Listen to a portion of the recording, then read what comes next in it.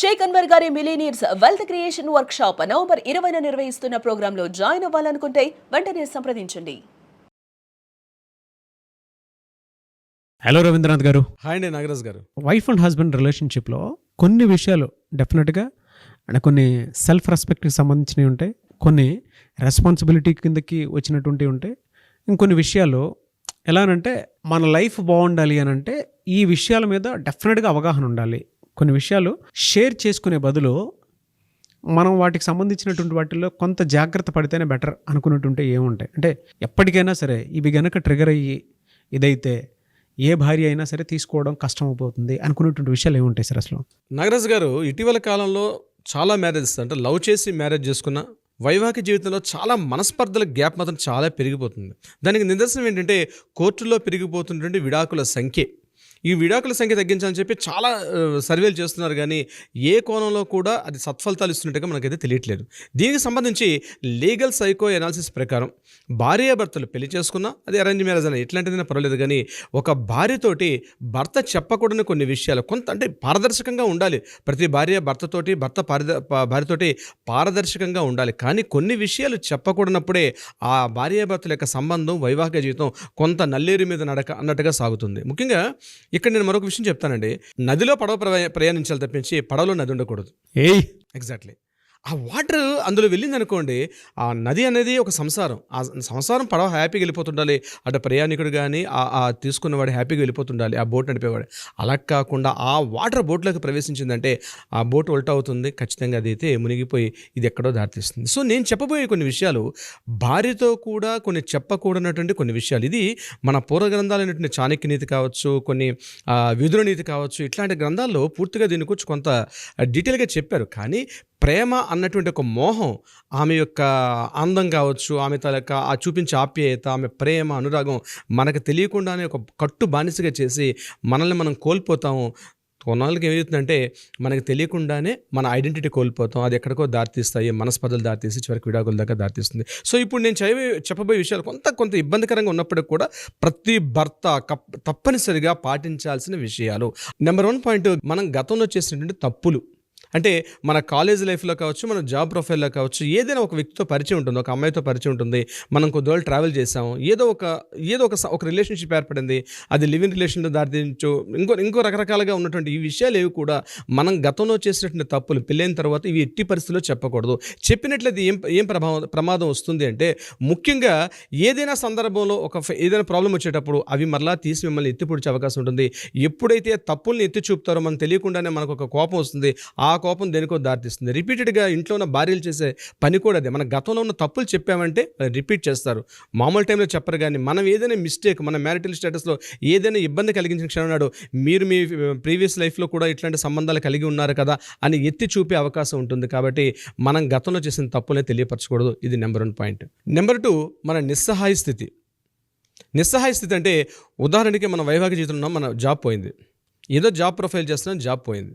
ఎట్టి పరిస్థితుల్లో కూడా మనం జాబ్ పోయిన సంగతి మన భార్యకి తెలియకూడదు. ఎందుకు తెలియకూడదు? డెఫినెట్గా ఎందుకంటే ఒక ఇంటిని నడిపించే హోమ్ మినిస్టర్ అంటారు. వెంటనే తనకి ఒక భయం పట్టుకుంటుంది. అరే ఈ కమిట్మెంట్స్ ఎట్లా తీర్చుకోవాలి, మంత్లీ రెంట్ ఎట్లా కట్టాలి, ఈఎంఐస్ ఎట్లా కట్టాలి, పిల్లల్ని ఎట్లా చూసుకోవాలి తెలియని ఒక ఇన్సెక్యూర్ ఫీలింగ్లోకి వెళ్ళిపోతుంది. జాబ్ పోయింది అన్న విషయం. మీరే జాబ్ పోయిందంటే మీ సర్కిల్ ద్వారా జాబ్ ప్రయత్నం చేసుకోండి. ఇమ్మీడియట్గా చెప్పినట్లయితే నాకు ఎవరో చెప్పాలి, జాబ్ ఆవిడ తీసుకొచ్చి పెట్టే అవకాశం లేదు. ఆవిడ మీకు ఏ రకంగా మోరల్ సపోర్ట్ తప్పించి ఏం చేయదు.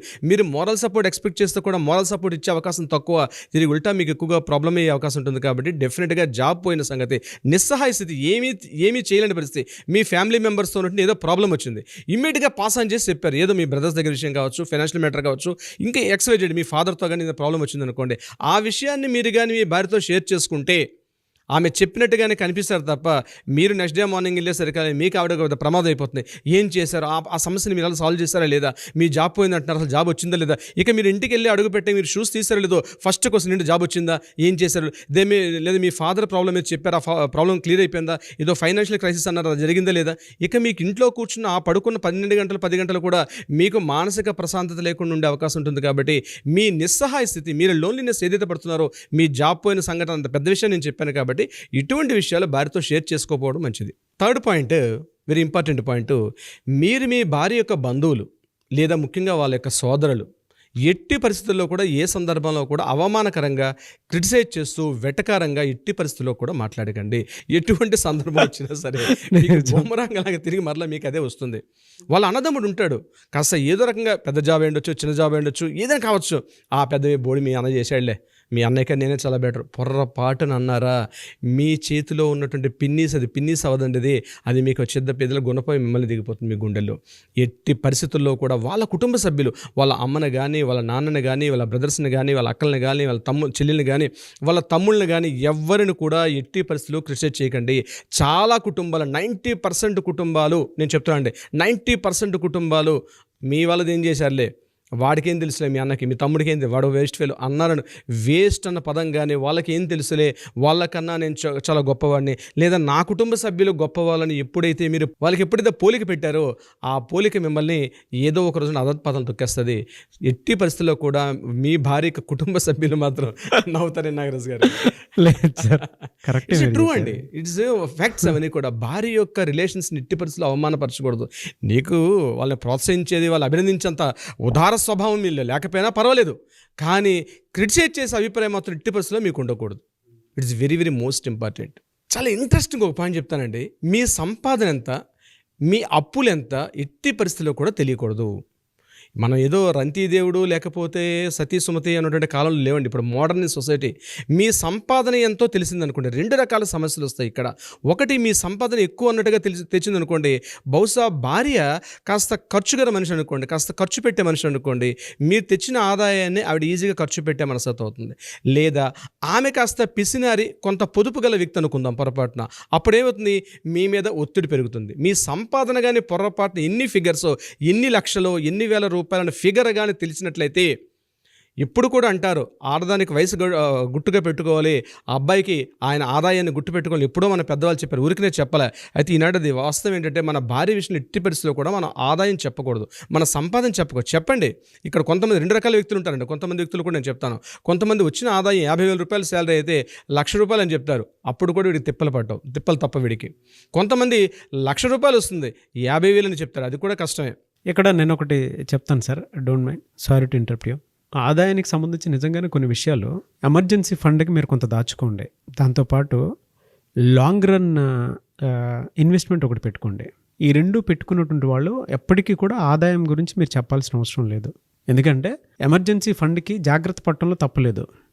అది కూడా ఇంట్లో వాడేసేయండి అని చెప్పేసి మాట్లాడేటువంటి వాళ్ళు ఉంటారు, అందులో తప్పులేదు సార్, మీరు చెప్పింది కరెక్టే. ఆదాయంలో అది కూడా రెండింటి మీద రెస్పాన్సిబిలిటీ ఉండేటువంటి వాళ్ళు ఎవరైతే ఉంటారో, ఒకటి కొంతమంది మ్యూచువల్ ఫండ్స్ అను, లేదంటే సెక్యూరిటీ డిపాజిట్ అను ఏదో చేసేస్తూ ఉంటారు పిల్లల పేరు మీద, వీళ్ళకి తెలియకుండానే, మామూలుగా వైఫ్కి తెలియకుండానే చేసేటువంటి వాళ్ళు ఉంటారు. It's a pure responsibility. అలాంటి వాళ్ళు మీరు శాలరీ గురించి చెప్పకపోయినా పర్లేదు. కొంతమంది దుబారా ఖర్చు చేసేటువంటి వాళ్ళ గురించి మనం మాట్లాడుతుంది ఇక్కడ. చాలామంది అనుకుంటారు అడ్వకేట్ గారు అలా చెప్తారా అని చెప్పేసి మాట్లాడేటువంటి వాళ్ళు. అలా కాదు. ఎమర్జెన్సీ ఫండ్ లాంగ్ రన్లో సెక్యూరిటీ ఉండేటువంటి వాటి మీద కొంతమంది గోల్డ్ తీసుకుందామని ఇది చేస్తారు. అంటే వీళ్ళు ఏదైతే సేవ్ చేస్తారో ఆదాయానికి సంబంధించినటువంటిది, అది మీనింగ్ఫుల్ అయి ఉండాలి, రెస్పాన్సిబిలిటీతో కూడుకున్నట్టుగా అయి ఉండాలి. అలా ఉన్నప్పుడు మీరు కుటుంబంలో మీ ఆదాయం ఎంత అని చెప్పాల్సినటువంటి అవసరం లేదు. ఎందుకంటే మీరు ఆల్రెడీ రెస్పాన్సిబుల్గా ఉన్నారు కాబట్టి.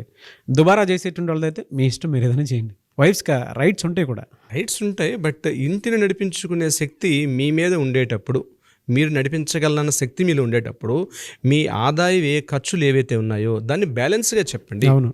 దీనివల్ల ప్రాబ్లం ఏంటంటే, ఇప్పుడు కూడా పరిస్థితులు ఒక రకంగా ఉండవు. ఇప్పుడున్నటువంటి సమకాలీన పరిస్థితులు చూసినట్లయితే మన ఉద్యోగాలు ఎంతవరకు సెక్యూరిటో మనకు తెలియదు. మనం లేనిపోని ఖర్చులు పెట్టుకుంటూ వెళ్ళిపోతే ఆ ఖర్చులు వాళ్ళు రీచ్ కాకపోతే మరలా భార్యాభర్తల అన్నటువంటి ఒక స్పర్ధలు వచ్చే అవకాశం ఉంటుంది. దాన్ని మరలా మీరు బ్యాలెన్స్ చేసుకోవడం కోసం చాలా ఇబ్బందులు పడే అవకాశం వస్తుంది. కాబట్టి ఒక బ్యాలెన్స్గా వెళ్ళండి. ఇందాక మీరు చెప్పినట్టుగా ఒక ఎమర్జెన్సీ ఫండ్ ఏర్పాటు చేసుకోవడం, ఆ ఎమర్జెన్సీ ఫండ్ అది మ్యూచువల్ ఫండ్స్లో పెడతారా, సెక్యూరిటీ స్టాక్స్లో పెడతారన్నది ఒక ఎమర్జెన్సీ మీకు బాధ్యత. ఒకటి, వీటన్నిటి మనం చెప్పేది ఏంటంటే, ఒక బాధ్యతగా మెలగాలి ఒక భర్త అన్నవాడు. ఇది ఇంపార్టెంట్ నాగరాజు గారు. ఒక బాధ్యతగా ఉన్నప్పుడే ఇవన్నీ సాధ్యపడతాయి. బాధ్యత లేని భర్తలకు అసలు ఎన్ని చెప్పినా మనం వేస్ట్. ఇక్కడ ఒక బాధ్యత ఫీల్ అవుతున్నాడు ఆయన, తన భార్య, తన పిల్లలు, తన ఇల్లు, తన వాతావరణం, తన పరిస్థితులు, తన కుటుంబ పరిస్థితులకు అనుగుణంగా వెళ్ళాలంటే బాధ్యతగా మెలగాలి. ఆ బాధ్యత సవ్యంగా వెళ్ళాలంటే, ఎటువంటి మనస్పర్ధలు లేకుండా ఉండాలంటే, హ్యాపీగా వెళ్ళాలంటే ఈ యొక్క లక్షణాలు పాటించాల్సిన అవసరం ఉంది. ఇంకొకటి, తన గతంలో పొందిన అవమానాలండి, చాలా ఇంపార్టెంట్ పాయింట్. ఎమోషన్స్ కిందకు వస్తాయి ఇవన్నీ కూడా. తన గతంలో పొందిన అవమానం, ఎందుకు ఈ అవమానం వాడాడంటే బిఫోర్ మ్యారేజ్ కావచ్చు, లేకపోతే బయట ఉన్నటువంటి మీ ఆఫీస్ పరిస్థితుల్లో ఉన్నటువంటి అవమానాలు కావచ్చు, మీరు ఏదైనా ఓదార్పకని చెప్పి ఆవిడకి చెప్పుకోగలిగితే అందరూ ఒక రకంగా తీసుకుంటారని నేను చెప్పలేను, చాలా తక్కువ మంది ఉంటారు. 90% మెజారిటీ ఆఫ్ పీపుల్ నేను చెప్తున్నాను. ఆ క్షణం మిమ్మల్ని ఓదార్పు వచ్చే అవకాశం ఉన్నప్పటికీ కూడా భవిష్యత్తులో ఏదైనా ప్రమాదం వచ్చినప్పుడు ఆ అవమానాన్ని పదే పదే పదే పదే గుర్తు చేస్తూ మిమ్మల్ని మరింత అవమానాన్ని కృంగదీసే అవకాశం కూడా వస్తుంది. అన్ని క్షణాలు ఒక రకంగా ఉండవు కాబట్టి మీరు గతంలో పొందిన అవమానం మీ బాస్తో కావచ్చు, లేకపోతే మీ సొసైటీలో మీ వీధిలో ఏదో సందర్భంలో ఏదో ఒక గిల్ట్ మీరు పొందారు, ఒక అవమానం పొందారు మీరు అనుకోండి. అటువంటి అవమానాన్ని కానీ ఆవిడకి విడమర్చి చెప్పినట్లయితే దానివల్ల ఉపయోగం లేనప్పుడు చెప్పాల్సిన అవసరం లేదు. ఖచ్చితంగా దానివల్ల అయిపోయింది, జరిగిపోయింది అవమానం. ఎప్పుడో మీరు ఇన్సల్ట్ పొందారు ఎవరి వల్ల, ఆ ఇన్సల్ట్ని పదే పదే గుర్తు చేసుకుంటూ చెప్పడం వల్ల ఏదో సందర్భంలో ఒక 15 నిమిషాల్లో మీరు ఫెయిల్ అయినప్పుడు దాన్ని గుర్తు చేస్తూ మీరు చేత కానివారు, మీకు ఏమీ చేత కదా, మీరు అప్పుడు అలా చేశారు కదా అని చెప్పే అవకాశం కూడా ఉంటుంది. కాబట్టి అవమానాలను ఎట్టి పరిస్థితుల్లో చెప్పుకునే అవకాశం ప్రయత్నం చేయకండి. అదేవిధంగా ఎవరైనా ఎక్కువగా పొగిడినా కూడా చెప్పడం కష్టమే. కొంతమంది ఉంటారు భార్య, మన అందరి దృష్టిలో కాదండి, కొంతమంది విషయం చెప్తున్నాను. భర్తకు ఎక్కువగా చాలామంది పొగుడుతుంటే కూడా జెలసీ ఫీల్ అయ్యే వాళ్ళు నేను చూసాను నాగరాజు గారు. వాళ్ళు జెలసీ ఫీల్ అయిపోతారు, అదేంటో తెలియదు అక్కడ. జెలసీ చాలామంది నేను చూస్తానండి. వాళ్ళు ఒక అవార్డు ఫంక్షన్ వచ్చినా ఏం చేసినా అదొక అంటే ఇట్లాంటి వాళ్ళు ఉంటారండి నాగరాజు గారు. మీరు ఎక్కువగా గౌరవాన్ని పొందినా షేర్ చేసుకోకండి. ఎందుకంటే తల్లి కాదు, తల్లి ఎప్పుడు తల్లి, భార్య ఎప్పుడు భార్య, గుర్తు పెట్టుకోవాల్సిన అవసరం ఉంది. చాలా రకరకాలుగా చెప్తారు కానీ తల్లి ఇప్పుడు భార్య కాదు. అందుకే పెద్దవాళ్ళు చెప్తారు తల్లి కడుపును చూస్తుంది, భార్య పాకెట్ని చూస్తుంది చెప్పడం కారణం అదే. డెఫినెట్గా అది. ఎందుకంటే మీరు గౌరవాన్ని పొందారు, మీ తల్లితో మీరు షేర్ చేసుకున్న ఆనందం అన్నది భార్య అన్ని సందర్భాల్లో కూడా షేర్ చేసుకునే అవకాశం తక్కువ. మీ డిప్రెషన్స్, మీ ఎమోషన్స్, మీ లోన్లీనెస్, ఇంకొకటి దీంతో పాటు నేను మీకు చెప్తానండి, మీ ప్రాణ మిత్రులు ఎవరో చెప్పకూడదు, మీ శత్రువులు ఎవరో కూడా చెప్పకూడదు. నేను చెప్పే జీర్ణం చేసుకోవడం కొద్దిగా కష్టమే కానీ వాస్తవాలు నాగరాజు గారు. నిజం ఎప్పుడు కూడా చేదుగానే ఉంటుంది, జీర్ణం చేసుకోవడం చాలా కష్టంగా ఉంటుంది, డైజెస్ట్ చేసుకోవడానికి. మీ ప్రాణ మిత్రులు ఎవరో చెప్పొద్దు, మీ ప్రాణ శత్రువులు ఎవరో చెప్పొద్దు. ఏదైనా సందర్భాలు, ఏదైనా విపత్కర పరిస్థితులు వస్తే మీ హ్యాపీ లైఫ్ స్మూత్గా జరగాలి అంటే ఎట్టి పరిస్థితుల్లో మీ ప్రాణమిత్రులను కూడా పరిచయం చేయకండి, ఎట్టి పరిస్థితులు చేయొద్దు నాగరాజు గారు. మీ ప్రాణమిత్రులు కానీ మీ ప్రాణ శత్రువులు కూడా. ఇది కాకుండా మీ ఆఫీస్ కలీగ్స్ అమ్మాయిలు ఎవరైనా ఉన్నట్లయితే పొరపాటును కూడా పరిచయం చేయకండి. మీ కలీగ్స్ ఉంటారు మీ ఆఫీసులో, ఆ అమ్మాయిల్ని మీ మిస్సెస్తో పరిచయం చేయకండి దయచేసి. చేయకపోవడమే మంచిది. మీరు ఏదో గొప్పగా ఏదో విశాల హృదయాన్ని పరిచయం చేశారనుకోండి, ఏదో ఒకనాడు మీరు ఎంత సిస్టర్ అన్నా, మీరు ఎంత అక్క అన్నప్పుడు కూడా అది మీకు ఏ రోజు ఒకసారి ప్రమాదం చేసి పెడుతుంది, మీకు ఏదైనా మీ యొక్క లక్షణాలు సరిగ్గా లేకపోతే. ఎందుకంటే అమ్మాయి లక్షణాలు ఎప్పుడు కూడా కొరుతో వీపుకోకున్నటువంటి పరిస్థితి. ఎప్పుడైనా అమ్మాయిని తీసుకొచ్చి ఇంట్లో పరిచయం చేసినట్లయితే, మీ క్లాస్మేట్స్ కావచ్చు, మీ కలీగ్స్ కావచ్చు, ఎవరైనా సరే అమ్మాయిలు ఉన్నట్లయితే మీ సర్కిల్లో, అది కూడా అందమైన అమ్మాయి అయినట్లయితే, అది కూడా ఒకవేళ మ్యారేజ్ అయినా సరే, మ్యారేజ్ కాకపోయినా సరే, ఆ అమ్మాయికి మ్యారేజ్ కాకపోతే ఇంకా ప్రమాదం. ఆ అమ్మాయికి మ్యారేజ్ అయితే మీ మీద ఇప్పుడు అనుమానం ఉంటుంది. మీరు లేటుగా వచ్చారంటే మీ షర్ట్ దగ్గరకు వచ్చి పెర్ఫ్యూమ్ చూస్తారు, మీరు లేటుగా వస్తే మీ షర్ట్ మీద ఉన్న మార్క్స్ ఏం చూస్తారు, మీరు మార్నింగ్ వెళ్ళేటప్పుడు మీ పాకెట్లో అమౌంట్ ఎంత ఉంది, సాయంత్రం వచ్చేసరికి మీ పాకెట్లో అమౌంట్ ఎంత అని చూస్తారు. ఒకవేళ రాత్రి 10 గంటలు లేట్ అయిందంటే 10:30 కల్లా మీకు ఫోన్ వస్తుంది, ఎవరితో ఉన్నారు ఒకసారి వీడియో కాల్ ఆన్ చేయండి, నేను చూస్తానంటది ఆవిడ.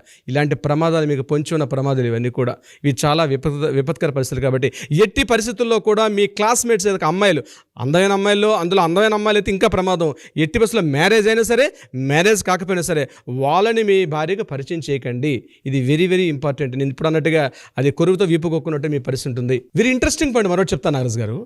మీరు బిఫోర్ మ్యారేజ్ మీ ఫ్యామిలీతో గడిపినటువంటి మీ ఫ్యామిలీ విషయాలు, మీ ఫ్యామిలీ వీక్నెసెస్, మీ కుటుంబ సభ్యులు, మీ అన్నదమ్ములు, మీ చెల్లెళ్ళు, మీ అక్కల యొక్క వాళ్ళ బలహీనతలు ఎట్టి పరిస్థితుల్లో కూడా మీ భార్యతో షేర్ చేయకండి.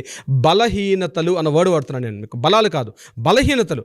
మా అన్నయ్య ఒక సందర్భంలో మాట్లాడుతూ, వాడు వేస్ట్, అసలు నేనే చాలా ఇంటిని మొత్తం పెంచి పోషించాను, నేను ఉంటేనే, నేను ఇస్తేనే ఆ రోజు మా అన్నయ్యకి జాబ్ పోతే నేను ఇచ్చిన డబ్బులతోటే మా ఇల్లు మొత్తం నడిచింది. మా చెల్లికి మా బావగారు ఇంటి నుంచి పంపించేస్తే నేను ఇచ్చిన డబ్బులతో ఆ రోజు మా బావ దగ్గరికి వెళ్ళకపోతే మా బావ పెద్ద వేస్ట్ ఫెలో. మీ ఫ్యామిలీ విషయాలు కూడా, మీ సొంత ఫ్యామిలీ విషయాలు కూడా, మీ ఫ్యామిలీ యొక్క బలహీనతల్ని ఎట్టి పరిస్థితుల్లో కూడా మీ భార్యతో షేర్ చేసుకోకండి. ఆ బలహీనతలు ఏదో ఒక రోజునాడు మీరు బలహీనంగా ఉన్న క్షణంలో వారు మిమ్మల్ని ఎత్తి పొడిపే అవకాశం ఉంటుంది, దెప్పి పొడిచే అవకాశం ఉంటుంది. Be careful my dear husbands. చాలామంది వైఫ్ అండ్ హస్బెండ్ రిలేషన్షిప్లో గొడవలకి వాటికి దిగిపోయి ఇప్పటికీ లైఫ్ స్పాయిల్ చేసుకున్నటువంటి వాళ్ళు ఉన్నారు సార్. ఒక అడ్వకేట్ నీడ్ కావాలి అనుకున్నటువంటి వాళ్ళు కూడా ఉన్నారు. పర్సనల్గా మిమ్మల్ని కలుద్దాం అనుకున్నటువంటి వాళ్ళు మిమ్మల్ని అప్రోచ్ అవ్వాలి అంటే ప్రాసెస్ ఏంటి? భార్యాభర్తల సంబంధాలు మేము రోజు చూసినటువంటి 100 కేసుల్లో 90 కేసులు భార్యాభర్తల మధ్య వచ్చే సంబంధాలు నాగరాజు గారు. ముఖ్యంగా ఇద్దరు జాబ్ చేసుకునే వ్యక్తులు అయితే ఇంకా ప్రమాదకరంగా ఉన్నాయి. యాక్చువల్గా ఈ కేసుకు సంబంధించి ఎటువంటి భార్యాభర్తల మధ్య కౌన్సిలింగ్ కావాలనుకున్నా, లేదా వాళ్ళ మధ్య ఎటువంటి ఫినాన్షియల్ కానీ లీగల్ కానీ ఎటువంటి ఇష్యూస్ ఉన్నా డెఫినెట్గా కింద స్క్రోల్ అవుతుంటే కాంటాక్ట్ నెంబర్ కాల్ చేయగలిగితే లీగల్ టీం వాళ్ళకి అప్రోచ్ అవుతారు. డెఫినెట్గా ఒక సలహా సంప్రదింపులు ఇచ్చే అవకాశం ఉంటుంది. ఇంకా వీలైతే మీ యొక్క డీటెయిల్స్ కూడా గోప్యతగా ఉండే అవకాశం ఉంది. మీ కొంత కాన్ఫిడెన్షియల్గా ఉండడం జరుగుతుంది. కాబట్టి మీరు వితౌట్ ఎన్ హెసిటేట్ ఈ కింద కాంటాక్ట్ చేస్తున్న నెంబర్ని కాంటాక్ట్ చేయండి.